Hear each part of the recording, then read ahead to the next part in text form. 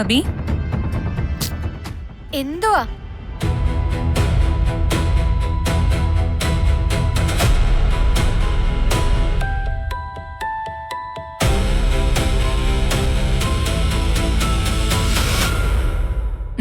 ഈ ചായ പിടിച്ചേ. ഇതങ്ങ് പിടി പെണ്ണേ.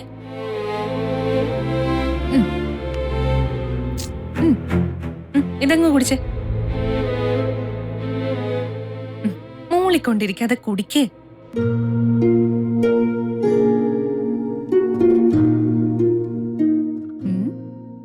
എന്ത് പറ്റി മുഖത്തെത്ര ദേഷ്യം? ആരാ എന്റെ കൊച്ചിനെ ദേഷ്യക്കാരിയാക്കേ? അമ്മ. അയ്യേ, മാഡം എന്തെങ്കിലും പറഞ്ഞതിനാണോ ഈ മുഖം ഇങ്ങനെ വീർപ്പിച്ചിരിക്കുന്നത്? പിന്നെ കേക്കാൻ നല്ല സുഖമാണല്ലോ. ചേച്ചി ചിരിച്ചോ, ചിരിക്കാലോ, ഇവിടുന്ന് പോകുവാണല്ലോ. ഇനി ഇതൊക്കെ എന്നല്ലേ? ഞാൻ കേട്ടിട്ടില്ലല്ലോ. മാഡം പറയുന്നത് മാഡത്തിന്റെ ബുദ്ധിമുട്ടുകളാ. ഈ പരുന്ത് റാഞ്ചിക്കൊണ്ട് പോകുന്ന വിചാരിച്ച് തള്ളക്കോഴി കുഞ്ഞുങ്ങളെ സൂക്ഷിച്ച് ചിറകിനടിയിൽ നിർത്തുന്ന പോലെ. നോക്കിയതൊക്കെ നഷ്ടപ്പെടുമെന്ന് തോന്നുമ്പോ ചെയ്യുന്നതും പറയുന്നതൊക്കെ മാഡവും ചെയ്യുന്നുള്ളൂ. അതിന് നീ മാഡത്തോട് ദേഷ്യപ്പെടേണ്ട കാര്യമില്ല.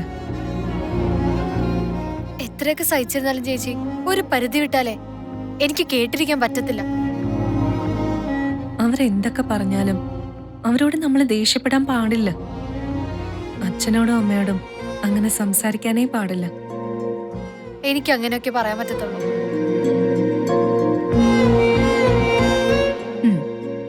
സാരമില്ല, പോട്ടെ.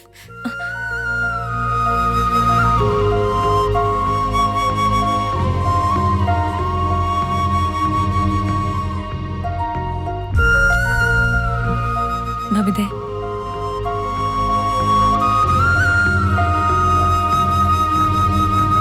നമ്മളൊരാളോട് ദേഷ്യപ്പെടുമ്പോഴേ നമ്മൾ അയാളെ ആക്രമിക്കുക ചെയ്യുന്നത്. ആയുധം കൊണ്ടും കൈകാലുകൾ കൊണ്ടും ആക്രമിക്കുന്നില്ലെന്നേ ഉള്ളൂ. ശാരീരികമായി മുറിപ്പെടുത്തുന്നില്ലെങ്കിലും വാക്കുകൾ കൊണ്ട് നമുക്ക് തിരിച്ചെടുക്കാൻ പറ്റാത്ത രീതിയിലുള്ള മുറിവുകളാ കൊടുക്കുന്നത്. നമ്മൾ ദേഷ്യപ്പെടുന്ന ആള് ഇനി തെറ്റൊന്നും ചെയ്തിട്ടില്ലെങ്കിലോ?